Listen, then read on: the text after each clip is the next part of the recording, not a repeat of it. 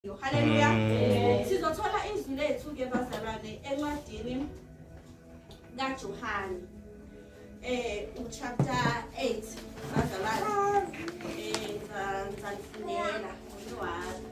So my quote nje phansi. Hallelujah. Ngoba ngifuna ukumosha isikhathi.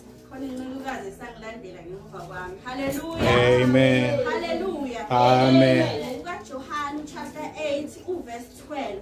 Amen. Amen. Andisihloko sithi ukukhanya kwezwe. Yeah. Verse 12 ufunda ngale ndlela. Ngakho uJesu waphinda wakhuluma kubo. Wathi mina ngingukukhanya kwezwe. Ongilandelayo kasoze ahamba ebumnyameni. Yes. Kodwa woba nokukhanya kokuphila. Yeah. Yes. Baba izwi lakho lona lodwa liphefumule kuwe.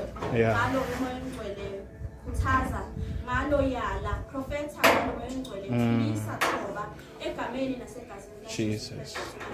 Amen. Amen. Siyasashorile ke la uNkulunkulu.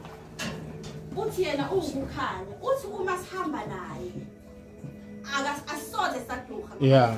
Yeah. Yeah. Yena ukukhanya kwethu. Yeah. Sengikhulumile ke bazalwane ngesizini esifike sizithole kuyo isizini yokunyama. La yena asikhona ukukhanya. Bazalwane sikhona isimo uthi mawuhleli sesikufiqile uthi hayi ngiyazi ukuthi mangafonela sibani angakhona kumdakula. Yeah. Uthi amfonela angayingeni indaba yakho.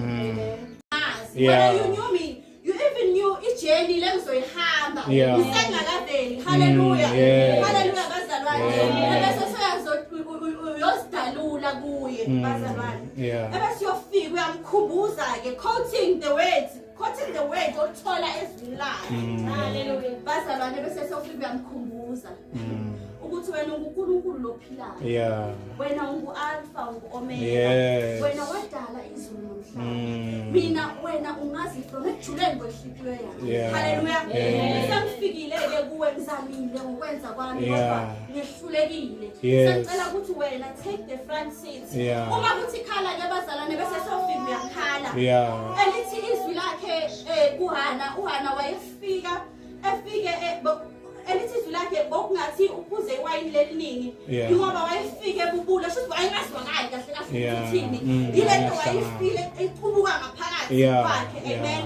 Kodwa she knew ukuthi uNkulunkulu wakhe uya-understand futhi uyamuzwa. Esefikile ezendlala phambi kobuso bakhe ebese ke izinto ziyenzeka.